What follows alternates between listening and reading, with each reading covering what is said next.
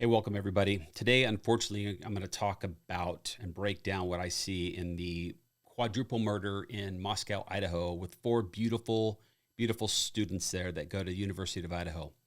Now, these beautiful souls are Kaylee Concalves, Madison Mogan, Ethan Chapin, and Xana Kernodle. They're all students at University of Idaho, and they live off campus. They don't all live there, but they stay at a house over on King Road. And this is a 3-story, 6-bedroom house. They live there with a couple other people, and there's a Ethan. First, they thought that Ethan lived there, but actually he doesn't. I guess he's just staying there. At least that's what the reports are saying. So all these people are in this house. Well, Sunday, November 13th is a different story. So let me break down the timeline.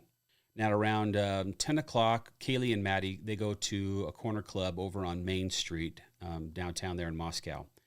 Now, Kaylee and Maddie, they leave there about 1:30 or so. They head over to this grub truck. It's just a roach coach, that we call it, and they're going to get some food. This is about 1:40. They're reported being seen over there. Then Ethan and Xana, at the same time, they're attending a Sigma Chi party around 8 o'clock or so.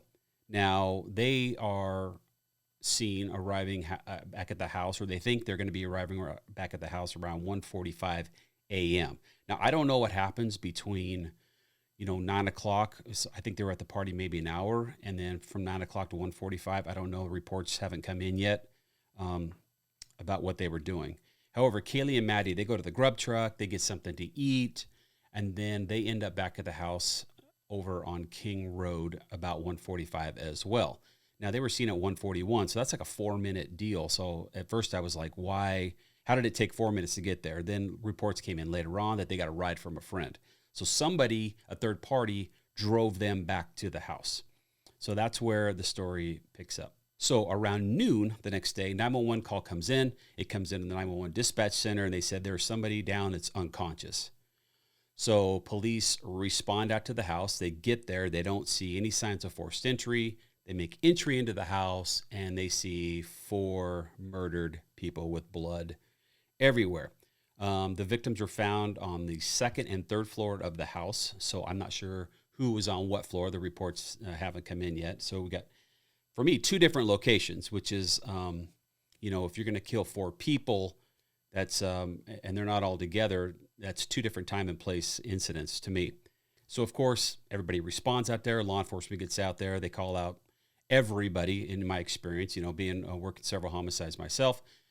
We call everybody, and it's a slow moving process, right? I mean, it's kind of a freeze the scene. There was 2 witnesses in the house, the 2 girls. They, as of this point, had been ruled out as not suspects in the case or even persons of interest. They were just there, said they didn't hear anything. Depending on where they were on the floor, 3-story house, they could have been on the bottom or the top. I don't know where their bedrooms or where they sleep at. They could have been intoxicated, not heard it. There's been other homicide cases that I've known of where there's been multiple murders, and the people that were in the house didn't hear any of it until the alarm was sounded. So it's not uncommon to hear that, but it does raise some questions on why they didn't hear them. So police are going to get there. They're going to do some investigating, right? They're going to be looking for points of entry. There was apparently a lockbox on the front door that has a code. So either somebody had to go know the code and go into the front door, being, now that they know the people there, or a rear slider door, or try to go in through a window. So what CSI is going to do, they're going to take all these entry points. They're going to be very, very slow and methodical, right? They're going to approach very slowly because there could be footprints that they needed to photograph, take measurements of, put an ABFO down to get the, the size of the foot. They're going to be a really, really slow process. Tire marks, anything that's in the driveway. It looked like it was cold there and snowing, so there may be some kind of evidence on the outside. So then once they kind of work their way into all the points of the house, they are going to be looking at any kind of points of entry, the windows, pry marks, fingerprints, lift marks, shoe prints. Depending on the size of their team, it looks like there was probably 30, 40 people because it's a joint operation. They're going to, obviously make entry into the house. They're going to call the coroners. They're going to lock that down. It's a very, very slow process. The coroner is going to be in there, and she's going to make her determination of cause of death initially, what it appears to be. They're going to bag hands. That's very, very important. They're going to do that with paper bags, and that's, we usually just put those over the hands and strap them down or tape them down, because we're looking for evidence of any skin cells or DNA that might be under the fingernails if they fought back. That's very, very, very important. When they get the bodies out, then the investigation is going to continue. Now, according to the coroner, I think her name is McBuff, she said, quote, "There's lots of blood on the wall," and that they appeared to be multiple stab wounds to each body, and but she wouldn't say how many wounds there were. So lots of blood, very, very common in a scene. I've been to homicide scenes where it looked like somebody took in a sprinkler and sprinkled blood all over. Because the heart is still pumping and somebody's fighting. Now, this is going to be one of those investigations where they're really going to have to look at blood pattern analysis, a cast off from the weapon, blood drops. Now, the suspect could have been hurt in this struggle and when he's doing these murders as well. He or she could have cut themselves, and now their blood is into the blood of the victims, and we call that blood on blood. And there's a certain pattern that can happen as well when you see that kind of when they're doing that analysis. That's going to take quite a bit of time, a lot of photographs. There's software out there that can do trajectories and where this is at. And we're talking about 4 victims. The coroner appears, she said, that it looks like it's been done by the same knife, which should have been either one assailant or, you call it what it is. It could be a couple assailants, one holding somebody down, but not necessarily using the same knife, or they could have the same knife. Now, Coroner McBuff, in her statement, she said there's lots of blood on the wall. When you're talking about blood on a wall, you're talking about a couple ways that can happen. That can happen with arterial spurts, and you get an artery and it's projecting blood, and that puts a specific pattern onto the wall. You can get that by the assailant taking a knife and casting it off as a knife as he's stabbing. Those kind of patterns will be on the walls and on the floors and on the bed sheets and on the victim themselves. So all of that blood tells a story, and the investigators will have to put that puzzle back together. So she also said that it appears that it was the same knife used to stab all the victims. Now, I think this was at the autopsy itself, and that the edged weapon appeared to be something like a K-bar. Now, I happen to have a K-bar because I was in the Marines for 8 years in the military before getting into 25 years of law enforcement. But this is what a K-bar is. This is what us Marines have, okay? It is a very, very sturdy edged weapon. It's 1095 carbon steel blade. It's powder coated.